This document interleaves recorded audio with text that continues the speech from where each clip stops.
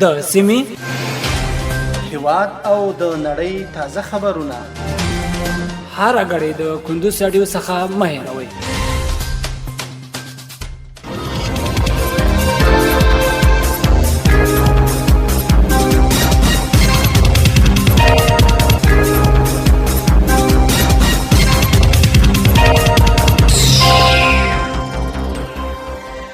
السلام علیکم. د کندوز رادیو درنو اوریدونکو ستړي مشئ. پام اړم د کندوز رادیو څخه د دې سات تازه او مهم وروستي خبرونو ته.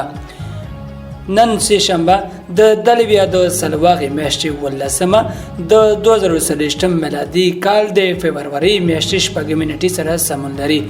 روانه خبري سرویس درته زه سیر احمد سایل وړاندې کوم. خو په سر کې هم د سو مهمو خبرونو سره ټکی.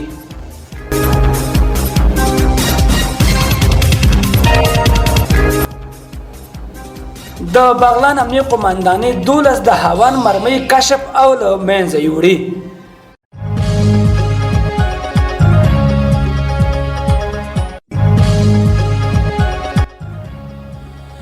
د اقتصادي کمیسیون تخنیکی کمیټې په ناسته کې پر ځینې اقتصادي موضوعاتو بحث شو.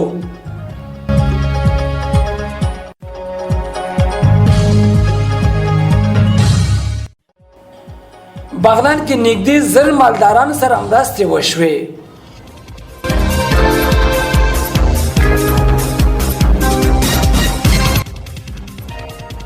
او بلینکن د 5م ځل لپاره منځني ختیځ کې دی.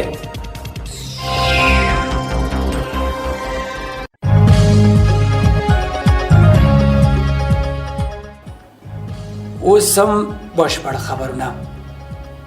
د بغلان امنیه قومندانۍ 12 د هاوان مرمۍ کشف او له منځه یوړي. د بغلان د امنیه قومندانۍ د انجنیري امریت د دې ولایت د لوی لارې د کنډک په مرسته د مرکزی بغلان ولسوالۍ د نورزک لسمې څخه 12 د هاوان مرمۍ کشف او له منځه وړي دي.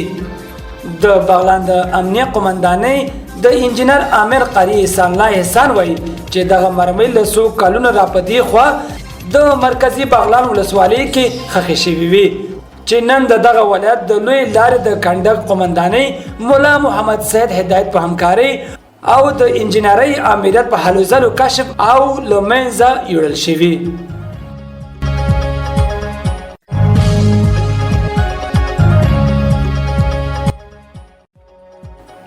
د اقتصادي کمیسیون د تخنیکی کمیټې په ناسته کې پر ځینې اقتصادي موضوعاتو بحث شو.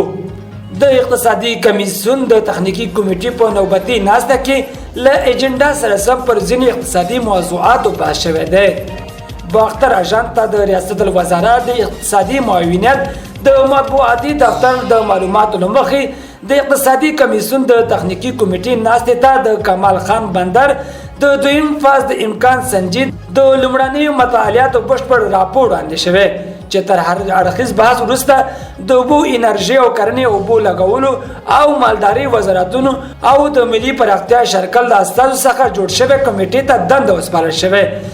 څو د ترسره شوي مطالعاتو په پام کې نیولو سره د امکان سنجید دقیق تخنیکی مطالعات ترسره او راپور د اقتصادي کمیسیون تخنیکی کمیټې ته وړاندې کړي.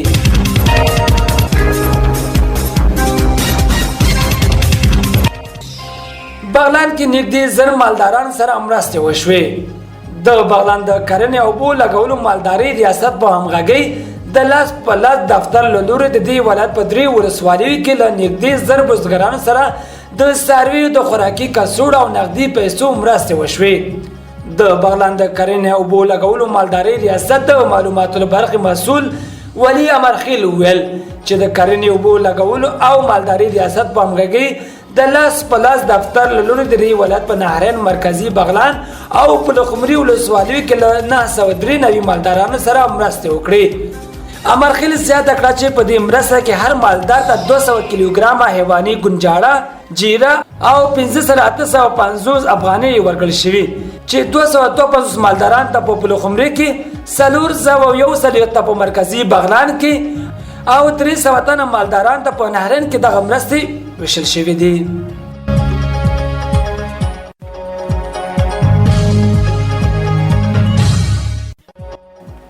درنو اوریدونکو په خبري سرویس کې اوس هم یو بهرنی خبر. بلینکن د 5م ځل لپاره منځني ختیځ کې دی. د امریکا د متحده ایالاتو د بهرني چارو وزیر انتوني بلینکن یو ځل بیا منځني ختیځ کې دی او ټاکل شوی نن سه شنبه مصر، قطر او اسرائیل څخه لیدنه وکړي. نوموړی پرون ریاض کې او له سعودي ولیعهد محمد بن سلمان سره هم کتلی او منځني ختیځ کې د روان وضعیت په اړه ورسره خبرې کړې دي. د راپورونو پر اساس بلینکن هڅه کوي د دغه سفر په ترڅ کې غزه کې د یو بل اوربان ټینګښ او د روان کړکېچ دایمي پای ته لاره وګوري. درنو اوریدونکو په خبري سرویس کې راټول شوي موضوعات هم دومره ول. تر بیا بل خبري سرویس لوی العمل شه.